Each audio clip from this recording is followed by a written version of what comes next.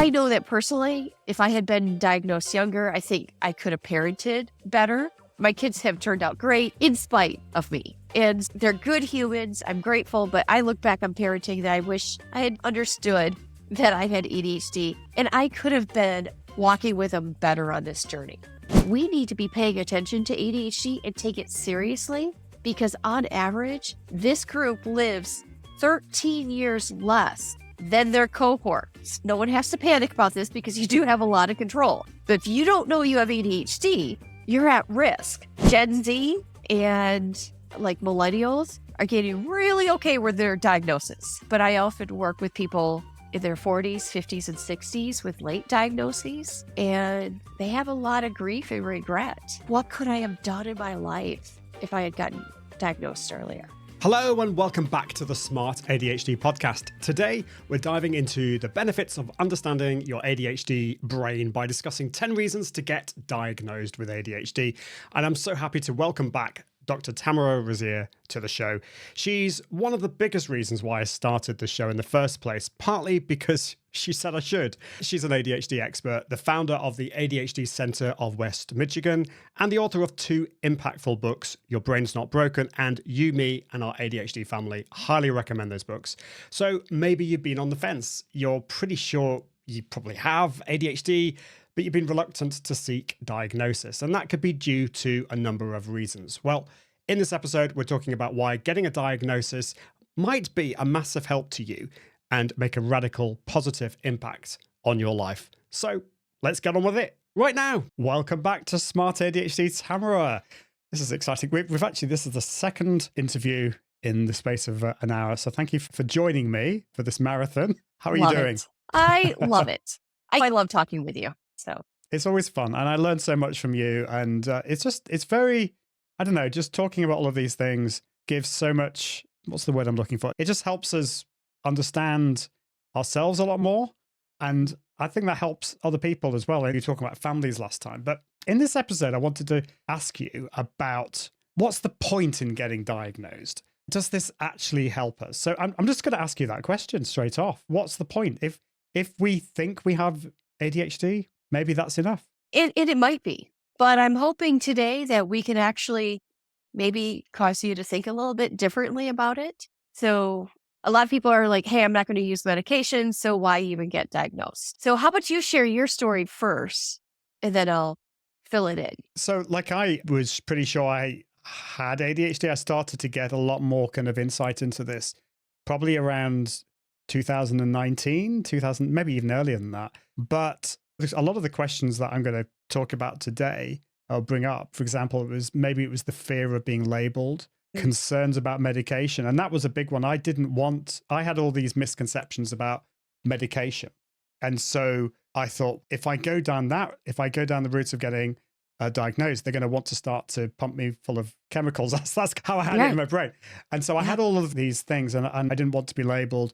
But why getting diagnosed was so important for me was that it took away so much guilt, because I always felt that I was so lazy and I was good for nothing. And I had a lot of this shame and guilt and self-loathing. And then when I realized there is something neurologically different about me, and it answered so many questions, the chronic procrastination, the anxiety, all of these things. And so it answered all of those questions. It framed my life. I look back on all those times in my life that I was struggling, and it made a lot of sense. But it also, the flip side, there are some strengths. There are some, like my divergent thinking, my creativity, my empathy, which is not always a good thing, but it can be. All of those things, it showed why those were my strengths as well. And then in a way, that was only the start of my journey, because then I realized, okay, now I need to put into place strategies. And for many people, that might include medication. At the time, for me, I wanted to go down a more holistic route. So I went down looking at coaching and strategies and all that kind of stuff. So that's how it helps me. But of course, we're all different. And so, as we're discussing this, I want everyone to know that you're responsible for your own journey on this. But a lot of times, those of us with ADHD, and I love what you said, Ian, like you felt like a loser in life. And I know Ian a bit, and guys, he is so intelligent. His family is so intelligent. Like they're crazy smart people. And so for Ian to go through life going, I'm a loser. Like, I know I'm smart, but, and so it was really chipping away at his feeling of self-worth. And if you have that, then please get a diagnosis, because not that you're going to use it as an excuse, it's going to increase your self-awareness. So now Ian can go, hey, wait a minute, I have these patterns. It has nothing to do with my intelligence or my character. It's a neurological difference, and I have to strategize differently because of that. So I think that right there is the number one reason. Other reasons are, guys, like Ian said, there's some good things about us, but we can be a handful to live with. And what that means is we lead with big emotions. We have feelings about everything. And sometimes we don't understand how those feelings affect and spill on other people. I'm working with a family of 4 right now, and dad and one daughter has ADHD. And the daughter's always telling me, oh, my dad just needs to really rein in his ADHD. He was just screaming at me the other day. And I told him he better get this dialed in. And then I hear from mom and dad, oh, our daughter couldn't find her car keys and lost it. And she screamed at us and said so many bad things to us. And it's funny because it's not funny, it's sad. But it's interesting because the ADHD people don't understand how intense their emotions are coming off. Because guess what? We respond just like that. And we flip back and we're like, yeah, I found my keys. Nothing's wrong. Meanwhile, other family members are going, what do you mean nothing's wrong? You called me names. You said this. And they're like, yeah, I was just trying to find my keys. So get diagnosed, because it might be affecting your relationships. And I know that personally, if I had been diagnosed younger, I think I could have parented better. I think my kids have turned out great. They're all in their 20s. They're doing great in spite of me. And they're good humans. I'm grateful. But I look back on parenting that I wish I had just understood that I had ADHD. And I could have been walking with them better on this journey. In fact, I mentioned that in my new book. Like this, I didn't know enough to walk with my kids on their ADHD journeys. It helps you understand and give you strategies. And I think just before you go on, I just wanted to say one of the things that I realize, we're not always that self-observant. We're observant of other people. But like you just said that, I might have lost my keys and then flipped and shouted at everyone, and then I find them and then, oh, everything's fine. And I've completely forgotten that I just had this emotional outburst. I think it could be easy for us to say, I know I have ADHD, but I don't need a diagnosis. Right. And then just to be happy with the status quo and not do anything about it. That's exactly it. So we're running in a time in our society where I hope this is going to go well for us. So there was a time when, back in the olden days, as my kids will say, when I was a child, only naughty boys had ADHD. Those weird kids who ate the paste, right? And who couldn't sit in a chair, they kept falling out. Certainly not good girls like me would have ADHD. I just grew up thinking I was stupid. And I literally believed that. In fact, if someone would say, you're very smart, I'd be like, oh, what did I do to fake them out? Because I always felt like a fake. Okay. But having ADHD would have helped me understand, yes, I have a different neurological bend than you do.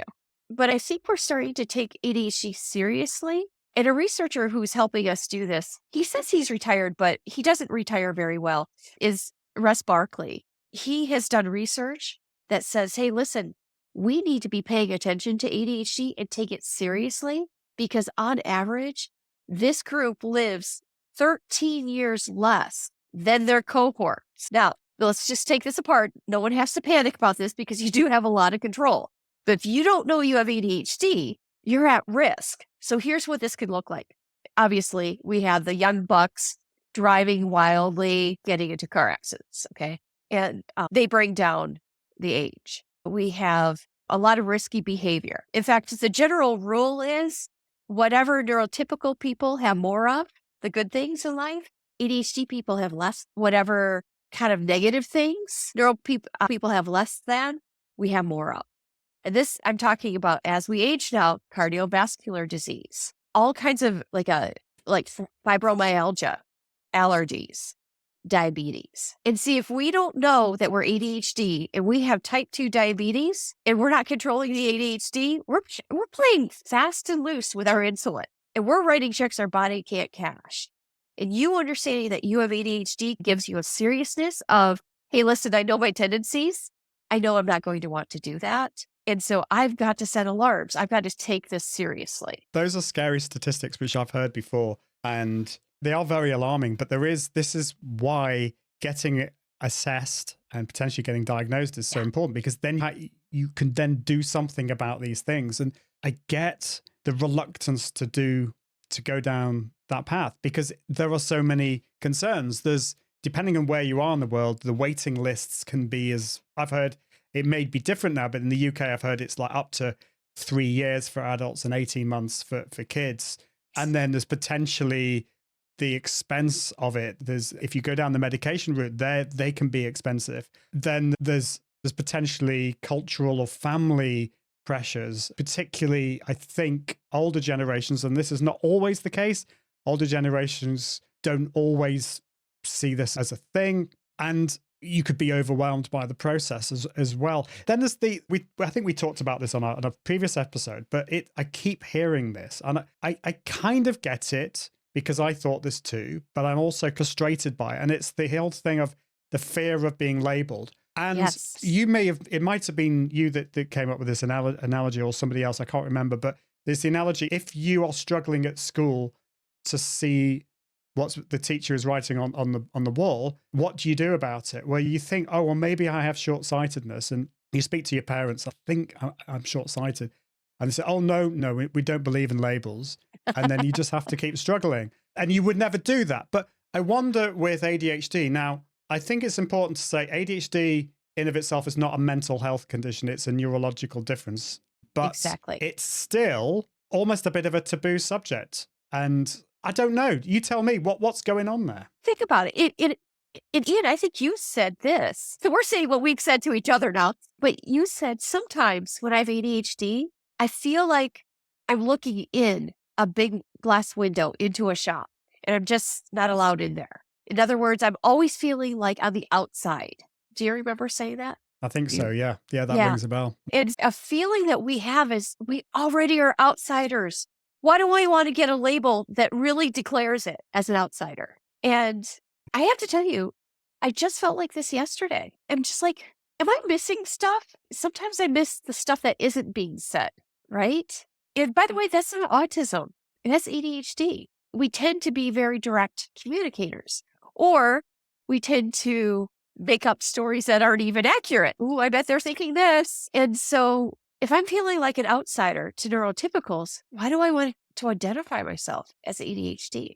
And so then we have imposter syndrome. We already feel the pain and the weight of it. Now, there is an exception to this. I have to tell you, Gen Z and like millennials are getting really okay with their diagnosis. And so now I work with younger lawyers, 30-something and below, and they show up, they're lawyers, and they're like, hey, listen, guys, I'll tell you what, I've got ADHD, and you're going to need to help me accommodate in these ways. And I think to myself, wow, I am so proud of you, because I've written 2 books on the subject. I run the ADHD Center in West Michigan. And there's times I'm like, well, I'm still kind of embarrassed I have ADHD. And so I do see younger generations be more okay with saying, yeah, I have a neurological difference. We all do. And so I do think this is changing a bit, but I often work with people in their 40s, 50s, and 60s with late diagnoses, and they have a lot of grief and regret. What could I have done in my life if I had gotten diagnosed earlier? So another reason to get diagnosed is then you can start to grieve what you know, but then also move on from that grief. That is a common thing. I think I dwelt on that a little bit, but just maybe a quirk of my character. I don't tend to focus too much on the past, or I try and avoid so, but I know some people can get angry. Why didn't I know earlier? And all that kind of stuff. And it is a kind of a grieving process you have to go through. So hopefully we've persuaded people that not to necessarily get diagnosed, because as you say, everyone's different, but we've at least answered the question why it could be a good idea. There are definite reasons to do. So we get diagnosed. And thankfully, when I got diagnosed, I was probably one of those monkeys from the previous episode who was saying to me, but what if they say you haven't got ADHD and actually you're just lazy? That was the monkey. So that's, and maybe we could talk about that and then talk about what is the next steps once we've got diagnosed. So what about those monkeys at the time of diagnosis? Yeah, so I do want to say this very clearly. We're still not great at diagnosing ADHD. Now, I just heard some listeners who actually can diagnose and treat go, oh, I'm pretty darn good. Yes, but as a society, we're not terribly good at catching, like you, Ian, very intelligent people who've made it through life this far. And according to the DSM, you look pretty good. And it's not hampering your life. And I do think the DSM will change that. I think in the next 10 years, ADHD will have a different name because it's not attention deficit.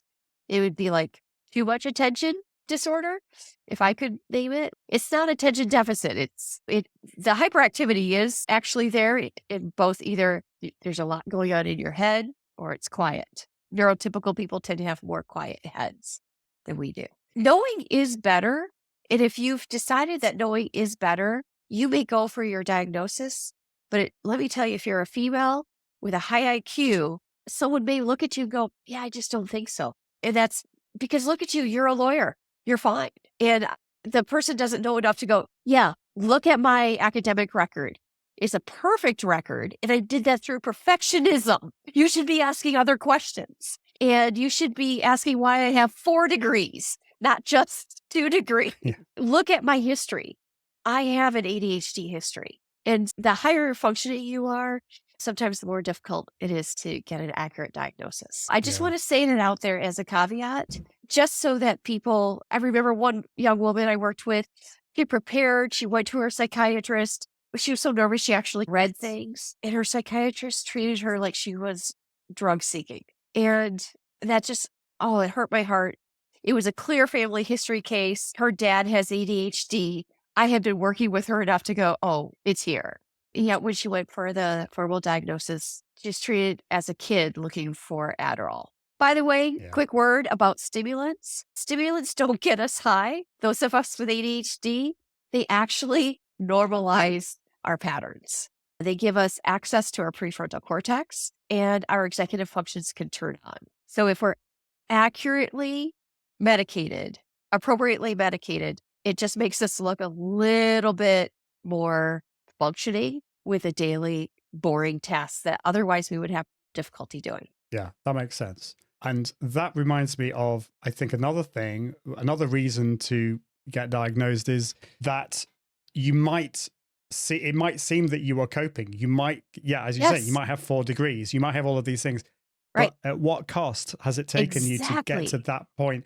And it may be that you've coped so far, but if you keep going at this pace, maybe you'll hit burnout. There may be some other issue that hits you in the face as if out of nowhere. And that can be a common issue, I think. And you might not even realize it until it's almost too late. A question I wish therapists or practitioners would ask when they're diagnosing is, oh, I see you were on time today. Can you tell me why you were on time? Because an ADHD person is likely to be on time. But when you hear the story of what they had to do to be on time, it's not neurotypical. Yeah. That's such a good point. We're almost out of time, Tamara. I'm just aware of that. But I do want to end on not that we haven't been positive, but I want to think about, like, we've been diagnosed. That is, as I said, the start of our journey, really. There is so much hope. Yes, all those problems are not going to necessarily go away, but there's hope. What are the strategies? What are the things that we can do? You've mentioned medication. That's one thing, but there are other things as well that we can look at. Right. Yes. I always recommend ADHD coaching. It's not therapy. ADHD coaches look for a highly trained ADHD coach who can walk beside you and go, hey, I've climbed this mountain called ADHD once or twice, and I can walk with you as you climb it. And coaches don't give you the answers. They walk with you and help you discover the trail. And I love ADHD coaching. I also, if you have any trauma in your background, ADHD people really encode trauma more readily than our neurotypical peers. And so if you have any trauma, please seek therapy to deal with the trauma. That could be holding you back and could be actually making your symptoms much worse. If you have anxiety, seek treatment, therapy. It depends how intense your anxiety is, whether you need therapy or ADHD coaching, but there are many things you can do. And here's the other thing. I just really want to leave your clients with, yeah, having ADHD in a modern world, it stinks. I'm not going to lie, because the modern world wants us to use our prefrontal cortexes all the time, those executive functions, do this, do that, blah, blah, blah, what, where, and when, how. We just don't figure those out. But you know what? We also have, I don't know about you, but I love life. And a lot of ADHD people, when they can get past the feelings of overwhelm, we see life in great ways. And things just entertain us. Let's face it, a talking dog video can just make us laugh like nothing else. And so we have this intense capacity for joy that I really want your listeners just to tap into, that we do have that ability to love life and to have fun and seek adventure. And if we can get appropriate support, we can open up that part of our lives. Yeah. Don't try and do this alone. We need No. people. We need professionals, whether it's coaches, therapists, and people around you. In the last episode, we talked about families, friends, so important. And speaking about, laughter and humor is so important. Just before we recorded this, I heard this burst of laughter from downstairs from my daughter. And I went down to see what she was just looking at a YouTube video of somebody playing an accordion in a very kind of over the top way. And her laughter made me start laughing. And it was just very random. But and if you're going through a difficult time at the moment, if you're looking at life and thinking it's tough, it's all depressing, there is always hope. There is always hope. I've been through those times as well. There's always hope. And that's part of what we do this podcast for. Thank you, Tamara. We are out of time, but I really appreciate you so much. Thank you so much for coming onto the podcast. Thank you for having me here. Thank you. And if you want to connect with Tamara, of course, there's her books, Your Brain's Not Broken, You, Me, and is it your or our ADHD family? Get it right? You, me, and our ADHD family. ADHD family. Yeah.